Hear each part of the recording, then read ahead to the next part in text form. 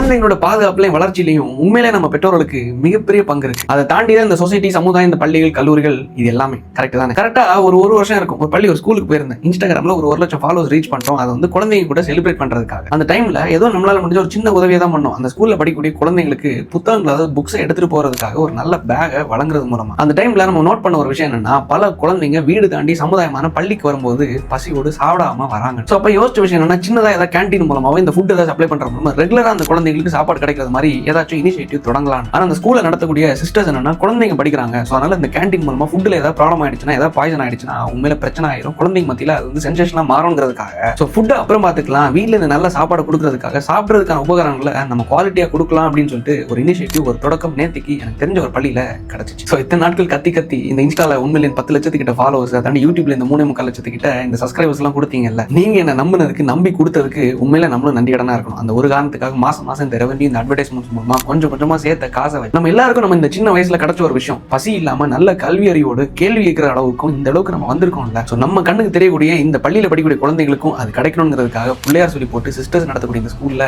நேற்றுக்கு தான் அது தொடங்கணும். இது மேலும் நீடிக்க அந்த பக்கத்திலேயே இலவச காலை உணவு கொடுக்கறதுக்கான ஒரு திட்டத்தையும், ஒரு இனிஷியேட்டிவும் வர காலங்கள தொடங்க போறோம். இது என்னால முடிஞ்ச ஒரு சின்ன இனிஷியேட்டிவ். நீங்க எல்லாரும் நினைச்சா இன்னும் பல பிள்ளைங்களுடைய பசியை போக்க முடியும். இதை ஏன் சொல்றேன்னா, போன வாட்டி அந்த ஸ்கூல்ல அந்த பிள்ளைங்களுக்கு பேக் கொடுக்கும்போது சாப்பிட்டியாரான்னு சொல்லிட்டு கேட்டேன். ஆமாண்ணா சாப்பிட்டேன். என்ன சாப்பிட்டேன்னு கேட்டா தெரியல, சிரிக்கிறான், திருன்னு முழிக்கிறான். காரணம் என்னன்னா, காலையில சாப்பிடல. காலையில சாப்பிடாம இருந்தாலும் அவனோட அம்மா விட்டு கொடுக்கலன்னு பாருங்களேன். காலை உணவு எவ்வளவு முக்கியமோ, அதுவும் உங்களை விட்டு கொடுக்காத குழந்தைங்களுடைய வாழ்க்கைக்கு எவ்வளவு முக்கியங்கிறது தாய்மார்கள் தயவு செஞ்சு புரிஞ்சுக்கோங்க. சோ இத்தனை நாட்கள்ல என்ன உங்களுக்கு பிடிக்கலாம், பிடிக்காம போகலாம், குறைகள் இருக்கலாம், நிறைகள் இருக்கலாம், விமர்சனங்கள் எவ்வளவு இருக்கலாம். ஆனா நீங்க கொடுத்த இவ்வளவு பெரிய இந்த சோஷியல் மீடியா ஒரு விஷயம் மூலமா என்னோட சின்ன இனிஷியேட்டிவா தொடக்கமா தான் இதை நம்ம ஆரம்பிச்சிருக்கோம். உங்களால முடிஞ்ச விஷயத்தையும் உங்களை சுத்தி இருக்கிற குழந்தைங்களுக்கு பண்ணுங்க. நல்லது நடக்கட்டும், நல்லது நினைப்போம். நன்றி, வணக்கம்.